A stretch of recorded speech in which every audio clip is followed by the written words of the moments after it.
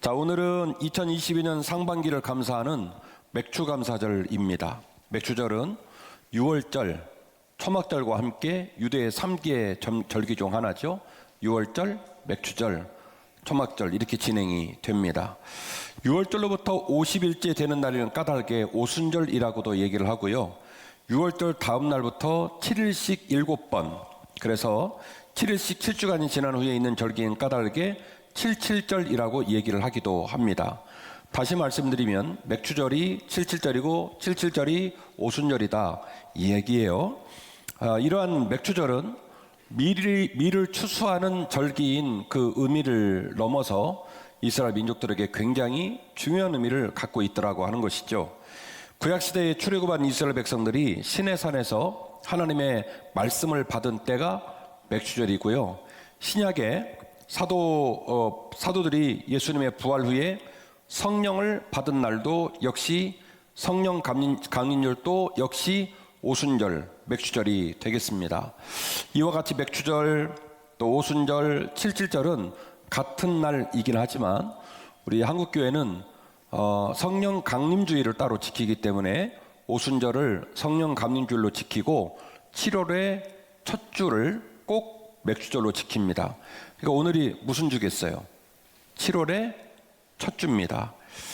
우리가 지난 상반기 동안에 우리와 함께하고 또 우리를 지키시고 또 우리를 복주셨던 하나님을 깊이 묵상하고 이 맥추절을 지내면서 하나님 감사합니다. 또 하반기에도 우리와 함께 하셔서 감사할 것들로 넘쳐나게 하실 줄 믿습니다 하는 마음으로 오늘 귀한 말씀에 큰 은혜가 있기를 주의 이름으로 축원합니다.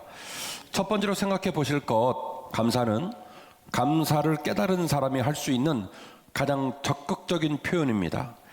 제가 전도사 때 가끔씩 들었던 질문 중에 하나는, 목사님, 우리가 보리농사를 짓지 않는데 꼭 맥추감사절을 지켜야 되나요? 라는 질문을 가끔씩 받을 때가 있었습니다.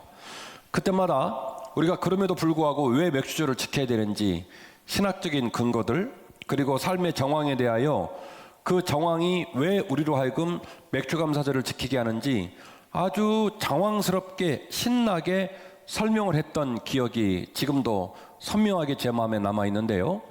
지나고 나서 생각해보면 목회를 한 20년 넘게 25년 다 되도록 하면서 이제 내리는 결론은 참 부질없는 상담이었다, 이런 생각을 해보게 됩니다. 질문한 사람이 그걸 왜 몰랐겠습니까? 본인이 맥추감사절을 맞이하면서 보리농사를 짓지 않아도 보리농사를 짓는 것과 진비 없는 경제적 활동을 하고 있고, 누군가가 지었던 보리농사를 통한 소산물들을 내가 먹고 있고, 그래서 지난 상반기 동안에 농부에게도 또 기업을 운영하는 사람이 되던, 직장을 운영하는 사람이 되던, 사업장을 운영하는 사람이 되던 모든 사람들이 함께 하신 하나님을 묵상하고 감사하는 절기라는 걸 그분이 왜 몰랐겠습니까? 그런 질문을 던진 사람의 질문의 의도는 감사하고 싶지 않다는 거였던 거죠. 그것에 관하여 제가 신학적인 근거를 얘기하고 정황관계의 근거를 아무리 장황하게 얘기를 해준들 여러분 감사가 되겠습니까? 제 생각에는 그분은 여전히 감사하지 않았을 것이다, 이제 와서 생각을 해보게 됩니다. 감사는요, 절대로 강제적인 명령이 될 수 없습니다. 감사는 누가 시킨다고 억지로 할 수 있는 일이 아니에요. 더욱이 타인의 감사와 공동체의 감사가 기계적으로 내게 흘러와서 나의 감사가 될 수도 없습니다. 내가 내 마음 가운데 감사할 마음이 없는데 담임 목사님이, 셀장이 감사하세요 라고 말한다고 감사 안 된다. 여러분, 찬양대가가 감사하자고 찬양하고 담임 목사가 감사하자고 막 설교를 하고 그러면 그 감사가 기계적으로 우리 마음으로 들어올까요? 그렇게 생각하지 않습니다. 감사는 타자와 나를 가장 강력한 끈으로 연결시키고 묶는 가장 효과적인 방법입니다. 왜냐하면 감사가 억지로 안 되기 때문에 그렇습니다. 그래서 우리는 이렇게 감사할 절기를 지내면서 우리가 감사할 것이 얼마나 있을까 생각해 봐야 돼요. 그 다음에 감사를 잘 가르쳐 줘야 돼요. 앞서 말씀드린 대로 감사는 일정 나이가 됐다고 해서 감사가 생기지 않습니다. 학벌을 갖추면 감사가 나오냐? 그것도 아닙니다. 환경이 모든 사람이 감사해야 되는데 본인만 감사하지 않습니다. 그래서 감사는요, 감사를 잘 가르쳐주는 선생님이 필요해요. 세 번째로 그 감사를 잘 보여주는 인생의 선배들이 중요합니다. 금묵자 흑. 감사하는 사람 옆에 붙어 있으면 감사가 전달되어 오고 감사가 느껴지고 그 감사가 풍성해집니다. 감사절기를 생각할 때 세 가지를 생각하자는 거예요. 첫 번째는 감사할 것이 무엇인지 돌이켜보면서 생각해보자. 두 번째는 항상 감사를 잘 가르치고 잘 배우자. 세 번째는 그 감사를 잘하는 믿음의 선배를 곁에 가깝게 두자는 얘기예요. 아멘이시죠? 원망과 감사의 마음은 제가 인생을 살면서 생각해 보니까 백지장 한 장 차이예요. 이 태도가 반복되는 시간의 누적을 통해서 어떤 사람의 생각과 기질과 태도가 강화되기 때문에 특정 상황을 놓고 어떤 삶의 자리에서 내가 감사할 건지 내가 원망할 건지 이 감정은 백지장 한 장 차이인데 어떤 사람은 원망은 결정하고 어떤 사람은 감사를 결정하더라는 거죠. 그런데 그 결정된 원망과 그 결정된 감사는 그의 삶 속에서 계속 누적이 됩니다. 시간이 가면 갈수록 원망이 늘어가고 시간이 가면 갈수록 감사가 늘어가기 때문에 그 결과물은 매우 유중한 차이를 보여줍니다.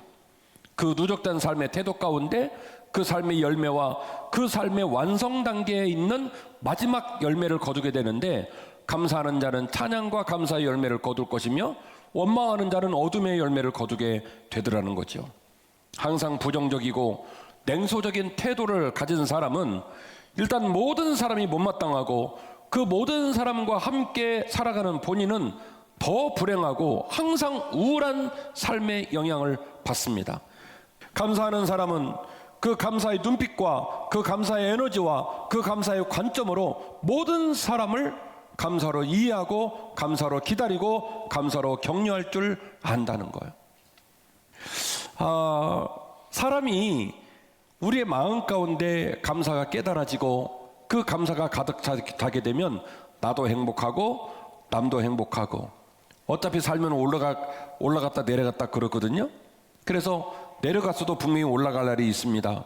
올라가가지고 세상 모든 걸 다 가진 것 같아도 금세 내려갈 날이 오거든요. 그래서 올라갔을 때는 겸손하고 내려갔을 때는 좌절하지 말고 소망을 갖고 일어설 줄 알아야 되는데 그 엄청난 에너지가 어디서 나오냐면 감사하는 태도에서 나온다는 거예요. 그래서 감사는 감사를 깨달은 자의 적극적인 의사표현이라는 것을 여러분 꼭 기억하셔야 할 줄로 믿습니다. 하나님을 체험하고 깨닫게 되면 비로소 그때 그 자리에서 우리는 감사할 줄 알게 됩니다. 감사가 시작이 됩니다. 하나님은요 우리를 우리보다 더 잘하시고 우리가 생각하는 것 이상의 사랑으로 우리를 돌보시는 분이신 줄로 믿습니다. 하나님의 위대한 사랑은 보이지 않게 일하시고 하여 일상의 삶 가운데서 보이지는 않지만 여전히 우리와 함께 하시는 위대한 하나님의 사랑이십니다. 신명기 29장 1절 이하의 본문인데요, 이런 본문이 나와요. 호렙에서 이스라엘 자손과 세우신 언약 외에 여호와께서 모세에게 명령하여 모압 땅에서 그들과 세우신 언약의 말씀은 이러하다. 모세가 온 이스라엘을 소집하고 그들에게 이르되 여호와께서 애굽 땅에서 너희의 목전에 바로와 그의 모든 신하와 그의 온 땅에 하신 모든 일을 너희가 보았다.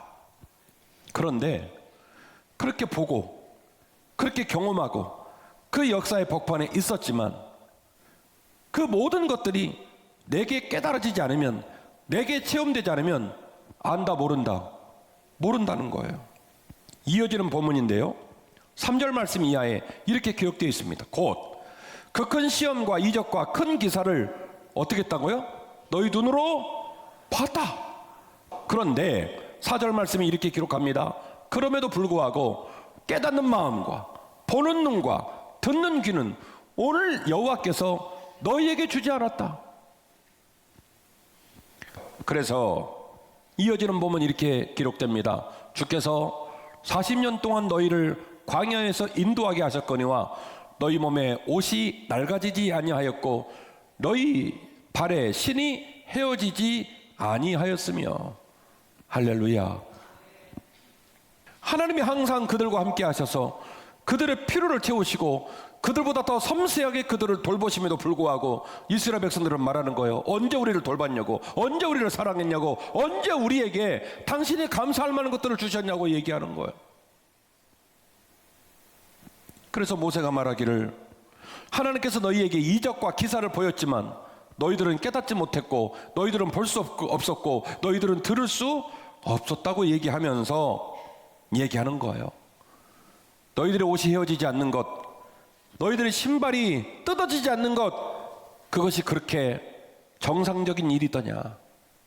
하나님은 여전히 너희를 사랑하시고 너희를 돌보셨다 라고 이야기하는 거예요. 사랑하는 성도 여러분, 놀라운 것은 이처럼 자상하고 그 마음속에 자식을 향한 사랑으로 애타는 부모의 마음이 자녀들에게 잘 안 보인다는 거예요. 깨달아지지 않고 보여지지 않고 들려지지 않는 비극이 부모와 자녀 사이에 장기간 동안 이어진다는 거예요. 한 가지 소망이 있다면 언젠가 철들 날이 온다는 겁니다. 내가 결혼을 해보고 내가 가장이 돼보고 나면 그때 엄마가 새로 보이고 아빠가 새로 보인다는 거예요. 때가 되면 자식들의 마음에 철이 듭니다. 그래서 보지 못했던 아버지와 어머니가 보이기 시작한단 말이에요. 7월의 첫 주 맥주감사절 우리가 예배하면서 우리들의 영적인 가슴에 하나님의 흔적과 하나님의 일하심이 조금이라도 깨달아지고 보여지고 들려지는 은혜가 있기를 주의 이름으로 축원합니다. 우리의 지각과 신앙의 한계를 묵상하면서 우리의 시야와 우리의 마음이 넓어지고 깊어져서 꼭 하나님의 마음을 헤아리고 그 하나님의 일하심과 그 하나님의 자상하신 돌보심을 깨닫는 소중한 감사절이 되시기를 주의 이름으로 축원합니다. 제가 이전 설교를 통해서도 말씀을 드렸지만 50여 년의 삶을 살면서 다들 자기 인생이 성공적으로 진행되어지고 보람 있는 인생 되기를 원하는 마음으로 몸부림을 치는 게 인생 아니겠습니까? 그런데 곰곰이 생각해 보면 제가 소중하다고 생각했던 만남들, 제가 중요하다고 생각했던 라이센스, 제가 이 일이 중요하다고 생각했던 자리, 그 모든 것들을 통해서 얻어진 자리보다는 뜻밖의 주어진 만남과 뜻밖의 이루어진 새로운 사건과 그 흐름의 맥락 속에서 제가 거두게 된 열매가 훨씬 더 크다라는 걸 이제 와서 깨닫게 되는 거예요. 제가 이 단어 쓰지요. 헛똑똑이. 내 생각, 내 뜻, 내 방식, 내 계획으로는 이게 답인 것 같지만, 그러나 지나고 나서 생각해 보면 내가 판단하고 내가 우겼던 것보다는 하나님께서 예비하시고 하나님께서 끌어가 주신 것이 훨씬 더 따뜻하고 훨씬 더 멋있고 훨씬 더 아름답더라고요. 목사라 말장난 드리는 게 아니에요. 하나님은 여전히 살아계신 하늘에 계신 우리 아버지십니다. 하나님께서는 여전히 더 넓게, 더 멀리, 더 깊이 항상 우리를 바라보고 계시며 한 번밖에 안 사는 우리의 인생을 통해 하나님은 사랑하고 영광 돌리며 살다가 후회도 한도 없이 우리 인생을 끝내시기를 간절히 원하시고 지금도 하염없이 우리를 애처롭게 바라보시는 하늘에 계신 우리 아버지라는 사실을 여러분 꼭 깨달으시기를 주의 이름으로 축원합니다. 오늘 말씀의 결론적인 내용이죠. 그러므로 감사함으로 하나님을 더욱 깨닫고 풍성한 삶으로 나아가야 할 줄로 믿습니다.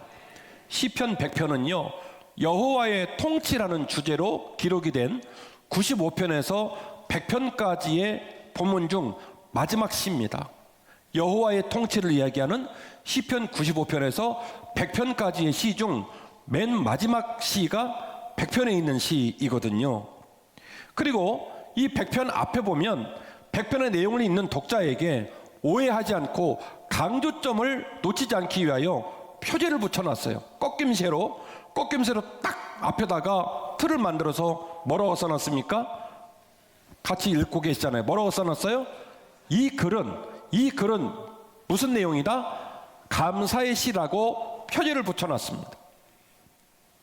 실제로 감사의 시라고 표제를 밝힌 바와 같이 이 본문은, 짧은 본문은 어디에도 원망이나 불평이나 비애에 관련된 단어는 보이지 않습니다. 원래 감사를 말하거나 찬양을 말할 때도 비통함이나 비애, 불평하는 얘기들을 기록을 해놓거든요. 왜냐하면 그런 것들을 비교해줘야 감사가 도드러지고 찬양이 도드러지기 때문에 문학적으로 구성을 한다면 반드시 찬양과 감사 저편에는 비애나 원망 같은 게 나올 법 하거든요. 실제로 다른 시편은 그렇게 기록이 되어 있습니다. 그러나 시편 100편만큼은 그 시 어디에도 원망과 비애나 불평에 관한 단어는 찾아볼 수가 없고 오직 감사와 찬양으로만 구성된 것이 100편시의 특징이 되겠습니다. 감사의 시. 온 땅이여 여호와께 즐거운 찬송을 부를지어다. 기쁨으로 여호와를 섬기며 노래하면서 그의 앞에 나아갈지어다. 여호와가 우리 하나님이신 줄 너희는 알지어다. 그는 우리를 지으시니요 우리는 그의 것이니 그의 백성이요 그의 기르시는 양이로다. 감사함으로 그의 문에 들어가며 찬송함으로 그의 궁정에 들어가서 그에게 감사하며 그의 이름을 송축할지어다. 여호와는 선하시니 그의 인자하심이 영원하고 그의 성실하심이 대대에 이르리로다. 할렐루야. 하나님의 주권, 그 하나님의 주권이 뭐냐면 하나님께서 유대민족과 이방인 모두까지라도 그들을 구원하시고 그들을 대대토록 지킬 것이라는 하나님의 선교에 관한 얘기예요. 특별히 5절 말씀은 하나님께서 명백히 그 언약을 이루실 그날 예수 그리스도 메시아를 보내셔서 이 땅에 있는 모든 민족들을 구원하시고 살리시는 그 약속을 지킬 거라는 것을 명백히 우리에게 보여주는데요. 5절 말씀 보실까요? 여호와는 선하시다. 그의 인자하심이, 왜냐하면 그의 인자하심이 영원하고 그의 성실하심이 뭐라고요? 대대에 이르리로다. 지금 있는 너와 나 말고 우리의 후손들이 이르기까지 예수 그리스도를 통하여 모든 민족에게 여호와의 영광이 대대에 이르게 될 것이니 그는 선하시다. 그는 아름다우시다 하여 4절 말합니다. 그에게 감사하고 그에게 찬양하라는 거예요. 시편 100편이 특별한 이유는 앞서 말씀드린 대로 원망이나 비애나 어둠에 관한 단어는 없어요. 그런데 이 시편 100편에 나오는 모든 동사는 특징이 있는데요. 이 모든 동사가 명령형이라는 거예요. 해보겠습니까? 해야 합니다. 할까요? 이게 아니라 뭐라고요? 동사가 다 뭐냐면 명령형이라는 거예요. 4절 볼까요? 감사함으로 그 문에 들어가며, 무슨 얘기입니까? 명령이에요. 감사함으로 들어가라. 찬송함으로 그의 궁정에 들어가라. 그에게 감사하라. 그에게 송축을 돌릴지어다. 할렐루야. 이 4절 말씀이 매우 중요한 말씀이라 다른 버전의 성경을 읽어드리면 조금 더 이해가 더 쉬워요. 킹제임스 흠정역을 보면요 100편 4절 말씀을 이렇게 써놨어요. 감사와 더불어 그분의 문들에 들어가라.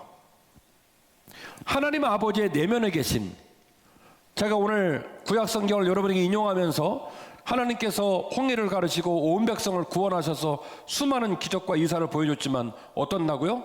깨닫지 못하고 보지 못하고 듣지 못했다라고 했을 때 우리도 하나님을 하늘에 계신 아버지로 섬기며 믿음의 길을 걸어가며 이 7월의 첫 주에 상반기의 삶을 돌아보고 감사하고 하반기에도 여전히 함께 하시는 하나님을 느껴야 되는데, 깨달아야 되는데, 봐야 되는데, 들어야 되는데, 그 하나님을 알 수 있는, 그 내면에 계신 하나님과 깊이 만날 수 있는 문이 있다는 거예요. 그리고 그 문에 키가 있어요. 키, 열쇠. 그게 뭐라는 거예요? 킹기스 흥정력. 더 명백하게 확 다가오죠? 그 키가 뭐라는 거예요? 그 열쇠가 감사라는 거예요. 감사라는 거. 감사라는 키로 그 문을 열고 그 문으로 들어가서 찬양과 더불어 그분의 뜰에 들어가서 그분에게 감사하고 그분의 이름을 찬송할지어다. 우리말 성경 감사하면서 그 문에 들어가고 찬양하면서 그 뜰로 들어가라. 그분께 감사하고 그 이름을 찬양하라. 제가 아까 감사는 누가 시킨다고 할 수 있는 거 아니라고 그랬죠? 그래서 제가 뭐라고 말했냐면, 첫 번째는 우리가 감사를 깨달아야 되고, 두 번째는 그 감사를 깨닫는 일이 쉽지 않으니까 누군가가 감사를 계속 가르쳐야 되고, 감사를 가르쳐야 되고, 세 번째는 감사를 잘하는 선배를 곁에 두어야 한다는 거예요. 두어야 한다는 거예요. 우리 목회자들이 저에게 오면 항상 제가 하는 얘기가 있습니다. 태도가 중요하다. 나도 당신들도 부족하기 때문에 완벽한 목회자가 될 수는 없지만 태도가 중요하다. 항상 성도를 보면 환한 미소로 맞이하고, 작은 걸 받아도 무슨 일을 해도 집사님, 권사님, 장로님 감사해요. 태도가 중요하다. 시편 100편은 말합니다. 이런 개념들이 있는데 한번 생각해 보실래요? 가 아니라 모든 동사를 뭘로 쓰고 있다고요? 명령형으로 쓰고 있다는 거예요. 여호와께 감사하라. 여호와께 찬양하라. 여호와의 뜰로 기쁨으로 들어가라. 명령하고 있다는 거예요. 감사는 명령이고, 그 감사를 깨달을 때 비로소 하나님과 우리를 가로막고 있는 문들이 그때부터 열리게 되어지고, 그 풍성한 궁정에 들어가 감사하며 송축하며 기뻐할 수 있을 겁니다. 감사는 깨달음을 위한 명령과 가르침을 위한 훈련과 감사하는 선배의 삶으로 비로소 조금씩 열리는 기적 같은 사건입니다. 그래서 오늘 제 설교 제목이 왜 감사는 명령에 담겨야 하는가라는 의문형의 설교 제목입니다. 감사는 나이 먹으면 저절로 되는 게 아니라고요. 감사는 장로님이 되고 목사님이 되는 특정 라이센스를 가지면 그때부터 저절로 감사가 나오는 게 아니라고요. 감사는 모태신앙이어서 갖고 가질 수 있는 게 아니란 말이에요. 깨달아져야 돼요. 잘 가르치고 잘 배워야 돼요. 감사를 잘하는 사람 곁에서 내 마음과 내 언어가 감사할 수 있도록 잘 훈련받아야 돼요.